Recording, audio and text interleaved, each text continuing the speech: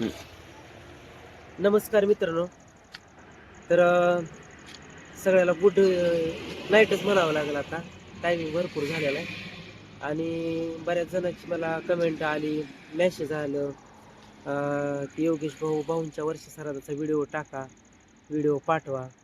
पण सॉरी बरं का, मला काही व्हिडिओ करणं झालं नाही कारण माझ्या मागं लय पळापळी होती. आलेलं पाहुण्याचं, परत जेवणाचं, परत पूजाला बसलो होतो ब्राह्मणाच्या.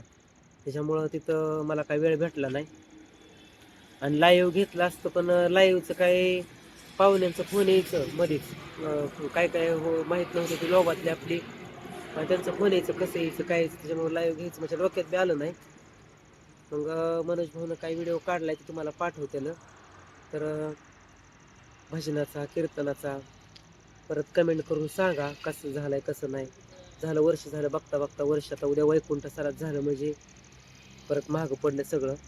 आणि मित्रांनी, माझा मित्र आहे देगावचा, त्यांनी पंढरपूरचं त्यांनी संस्थान नवीनच काढले. आता पोरं शिकायला आहेत, ती लहान पोरं चांगली होती ती पण. रामेश्वर महाराज आहेत आणि कीर्तनाची सेवा पण चांगली केली त्यांनी, सगळ्याला आवडली. पब्लिक पण भरपूर होतं. तुमचं सगळ्याचा आशीर्वाद आणि भाऊंचं एक स्वभाव गोड किंवा काहीतरी भाऊची आठवण म्हणून जवळची फॅमिली बरेच जण आली. आणि तुम्ही म्हणलं होतं योगेश भाऊ व्हिडिओ बनवा आमंत्रणाचा, पण तुम्ही भाऊंला कमेंटद्वारे किंवा मेसेजद्वारे श्रद्धांजली वाहिली किंवा तुम्ही भाऊंला जी त्यांच्या आत्म्याला शांती लावायसाठी जी तुम्ही तुमचा आशीर्वाद दिला ती भाऊपर्यंत पोचला. आणि तुमचा सगळ्याचा असाच आशीर्वाद राहू द्या, असंच प्रेम राहू द्या. इतके दिवस वर्ष झालं तुम्हाला शब्द ते ऐकायला मिळलं नाही, तर इथून पुढं पण कधीच ऐकायला मिळलं नाही. पण सकाळ वाईट वाटलं निवड दाखवायला गेल्यावरही. आणि महाराजांनी कीर्तन सांगितल्यावर पोरांचं बापांचं खरंच घरातला बाप करता गेल्यावर खरंच आधार तुटतो, घर मोकळं वाटतं. तसंच मोकळं म्हणजे घर एकदम सुनं सुनं वाटलं. कारण रात्री भजन पण होतं, रात्री 3 वाजेपर्यंत भजन पण केलं. आणि घरी आमच्या सोय नसल्यामुळं आमच्यात शेतात केलं, तिकडं भाऊला नेलं होतं तिकडंच. म्हणजे आमचे सगळे आम्ही 7-8 जण आहे चुलत भाऊ सगळे मिळून. मग तिथे शेतातच केलं सगळं. आणि घरी काही बांधकाम व्यवस्थित नसतं झालेलं, त्याच्यामुळं घरी सोयच नव्हती, सोय झाली पण नसती. कारण आम्ही स्वतः मंदिरात राहतो, त्याच्यामुळं आलेली माणसं स्वयंपाक करायचा कुठं, मग हे करायचं कुठं, व्यवस्था झाली नसती म्हणून तिकडंच केलं. आणि सेवा कीर्तनाची पण चांगली झाली. भाऊच्या आत्म्याला मोक्ष मिळाला, शांती मिळाली. आणि तुम्ही सुद्धा जे भाऊंचं हे आहेत फॅन लोक. मायेची माणसं, तुम्ही सुद्धा भाऊंला कमेंटद्वारे, मेसेजद्वारे भाऊला श्रद्धांजली वाहिली, ज्यामुळे मी तुमचा आभारी आहे. आणि भाऊ जरी नसलं तरी तुमचाच योगेश भाऊ म्हणून तुम्ही इथून पुढे बी सहकार्य करावं. आणि साथ देवा. आई काय आमची व्हिडिओमध्ये बोलत नाही जास्त. आईला काय होते, भान सुटलेली होती, तिला काही कळत नाही. सकाळी वर्ष सर काहीतरी एखाद्या वेळेस काहीतरीच बोलायची, तिसरंच काहीतरी म्हणायची. लग्नाला चालायची म्हणायची माणसं, अशी करायची. म्हणजे काही ध्यानात राहत नाही, स्मृती गेल्यासारखं वय झाल्यामुळं. आमच्या इथं जवळजवळ 84 वय आहे आता, 84 का 82 वय आहे. 36 आधार कार्डावर जन्मतारीख म्हणजे किती वय झालं. तर तुम्हाला मनोज भाऊ व्हिडिओ टाकते ना, काय त्यांनी काढलेलं आहे. मला काही वेळ भेटला नाही कारण आलेले माणसाचं, स्वयंपाकाचं होती बघायला सगळी. पण महत्त्वाचं पूजाला बसलो होतो, त्याच्यामुळे कुठं हालता येत नाही. ब्राह्मणाच्या विधीला बसल्यामुळे कुठं हालता येत नाही. तर कुणी भाऊंच्या वर्षश्राद्धाचा व्हिडिओ बघितला, कसा वाटला, कीर्तनाची सेवा कशी वाटली, इथून पुढं पुण्यतिथी बघू, मी काही तसं म्हणू शकत नाही. पण माझ्या तरचा प्रश्न आहे, झालं इच्छेने करीन, नाही झालं तरी काका म्हणलं असं काही नाही. इच्छा असेल तर करू शकताय आणि नसेल तर पण नाही, असं काही नाही म्हणलं तर करावं असं काही नसतं. वर्षश्राद्धापर्यंत जी पाळलेलं काय होतं ते संकल्प सोडून हे करून ब्राह्मणाला दान, म्हणजे जी काही शास्त्र आहे ते सगळे व्यवस्थित देऊन करून केलंय. तुम्हाला मनोज भाऊ टाकतील व्हिडिओ, बघा कीर्तनाची सेवा कशी झाली, काय झाली. धन्यवाद.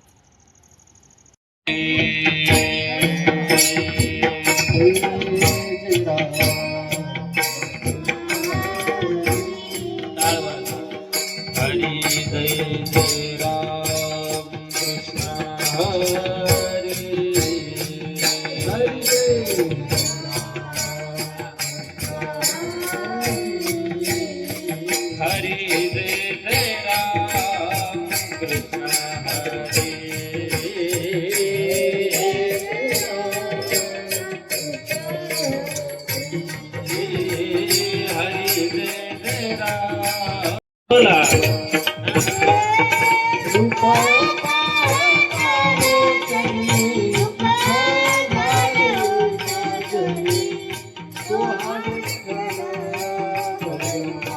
हा हा हा.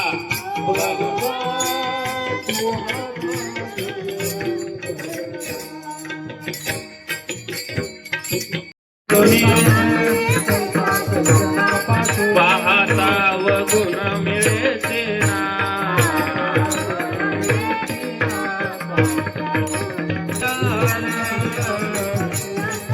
ते पानाई पाठी पोटी अंधकार सर्वांगी साखर अवघी गोड.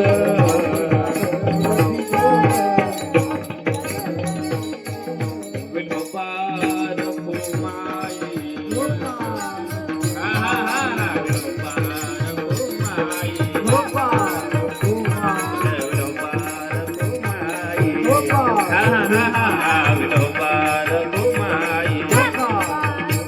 विठोबार फुमाई. विठोबार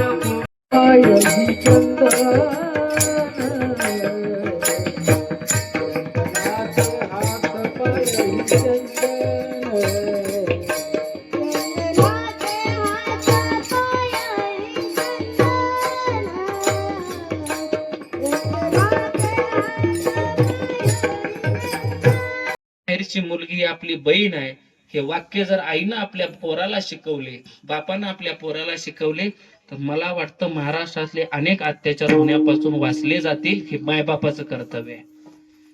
वाक्य नीट वाटलं तर टाळी वाजवा. पुन्हा सांगतो ऐका. चांगलं सज्जनपणाचं वागणं हे ज्या कुळामध्ये आहे, ज्या घरामध्ये आहे, त्या कुळातले मूळ संस्कार येत आहेत ना, ते कुळही मोठं होतं, ते घरही मोठं होतं, ते गावही मोठं होतं. माझा विषय होता ते वेळूचं झाड, वेळूची काठी. मी बाहेर जात नाही, मला सगळं माहित असतं. कीर्तनकार आम्हाला असं फिरून यावं लागतं, हे का नाही? हा, मी कुठेही फिरेल, तुम्ही कासरा सोडायचा नाही, हे लक्षात घ्या. ती वेळूची काठी नामदेवरायाजवळ केली आणि नामदेव महाराजांनी त्याच्या गाठी काढल्या. आता त्या गाठी मला सांगायचं होतं म्हणून एवढं. माता भगिनी, पुरुष वर्ग, आप्तेष्ट परिवारातले सज्जन माणसं, वैकुंठवासी साहेबरावजी जाऊन 1 वर्ष झाले. मी नेहमी सांगतो, घरातला कर्ता पुरुष जाणं हे घरामध्ये फार मोठी पोकळी निर्माण करत असते. कर्ता पुरुष, बाप गेला म्हणजे घराचा आधार गेला. बाप हा घराचा पाया आहे आणि पाया मजबूत असावा लागतो. पाया मजबूत असेल तर घर किती वर्ष टिकतं. या परिवारातला बाप गेला आणि सांगू, घरातला आई बाप जाणं हे दुःख पोरांना फार मोठं असतं आणि ते दुःख शब्दात वर्णनही करता येते. आपली संस्कृती, माझं बोलणं साधं असेल पण लक्षात येईल तुमच्या, आपली भारतीय संस्कृती एवढी श्रेष्ठ आहे, आपण एवढ्या चांगल्या मनाची माणसं आहे की घरात कुत्रा आणि मांजर पाळली, 2 दिवस जर कुत्रा दिसला नाही, मांजर दिसली नाही, तर आपल्याला करमत नाही. आणि आपण त्या प्राण्यावर प्रेम करणारी माणसं आहे. तर मला वाटतं ज्या घरात आपण राहतो, त्या घरात ज्या माणसासोबत आम्ही 50-50, 60-60 वर्ष आयुष्य जगलेलं आहे, आणि अशी व्यक्ती एका क्षणाला आपल्याला सोडून जाते, त्यावेळेला अंतकरणाला जे दुःख होतं ते शब्दात वर्णन करता येत नाही. मायबाप, ते दुःख काही सांगता येतं का? नाही सांगता येत. निश्चित आज गेलेल्या 2ही मुलांना, त्यांच्या मुलीला हे दुःख आहे, प्रचंड मोठं दुःख झालेलं आहे.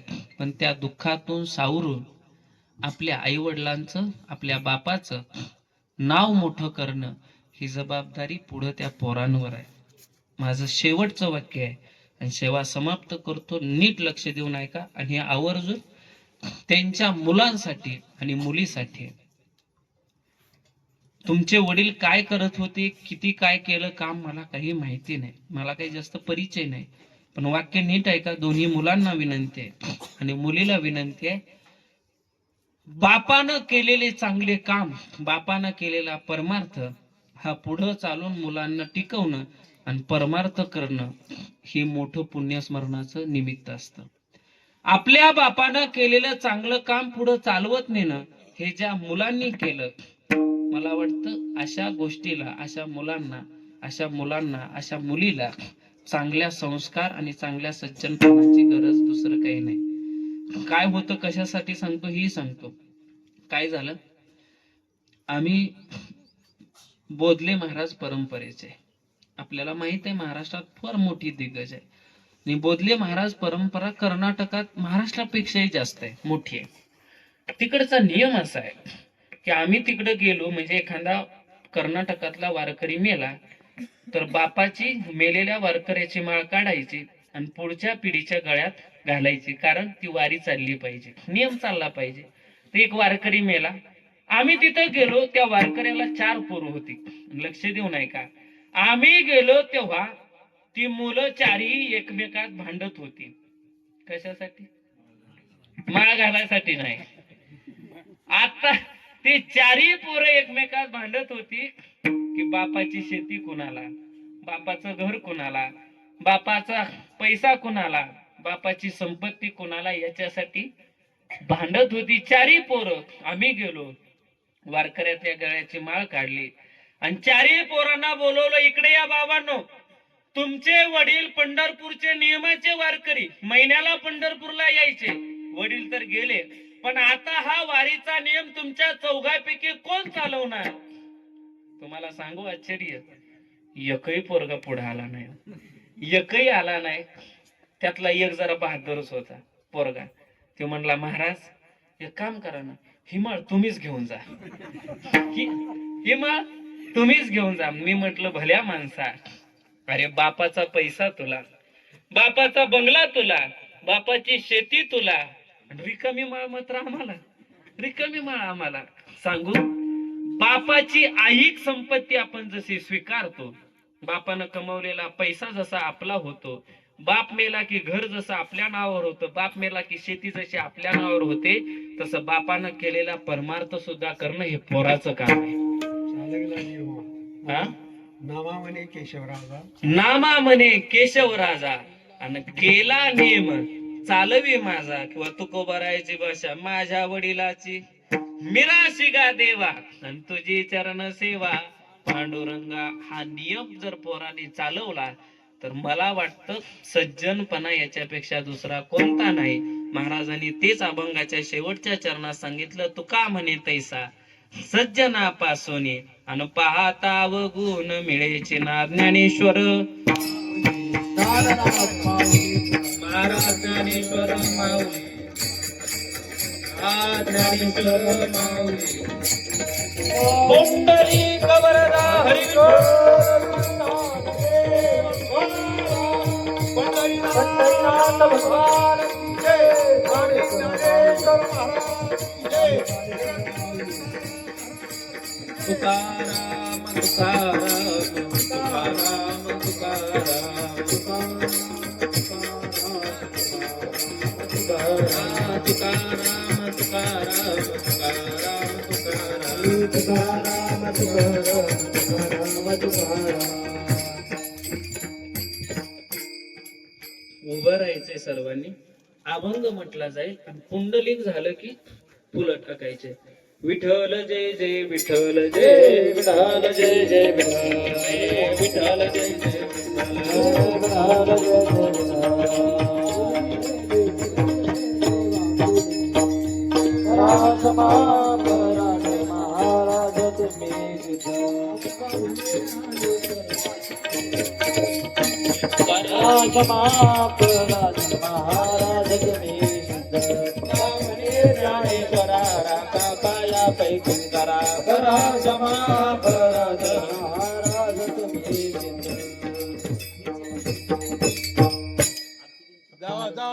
अभंग झाले शेवट. फुलं फुलं घेऊन परिवारातली मंडळी समोर या, घरातली सगळी पुढे जावा तिथे. आम्ही जातो तुम्ही कृपा सोया, आम्ही जातो तुम्ही कृपा सोया, सांगावी विनंती माझी,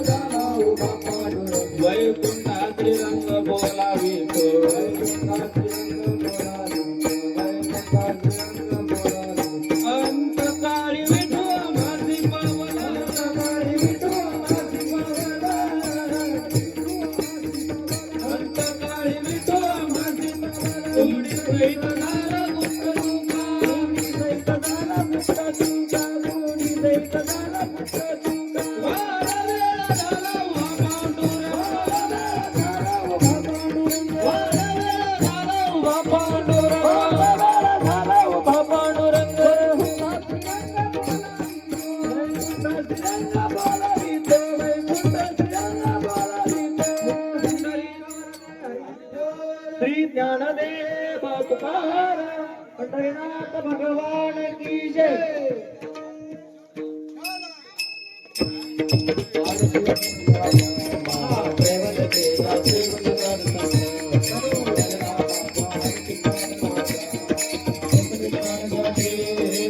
अवतार पांडुरंग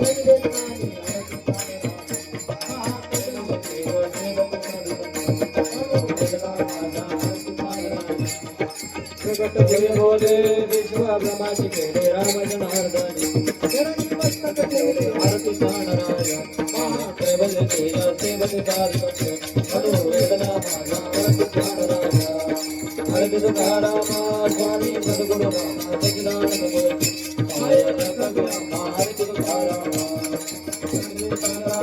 पाषाण तारिले कैसत गोपाचे हरति तुकाराम स्वामी सद्गुरु रामा सच्चिदानंद मूर्ति आया भारती तुकाराम कृष्णात गणेशे ब्रह्मा शिवाय मगन रामेश्वरे चरणी हरति तुकाराम स्वामी सद्गुरु रामा सच्चिदानंद मूर्ति आया कव्या भारती तुकाराम हरे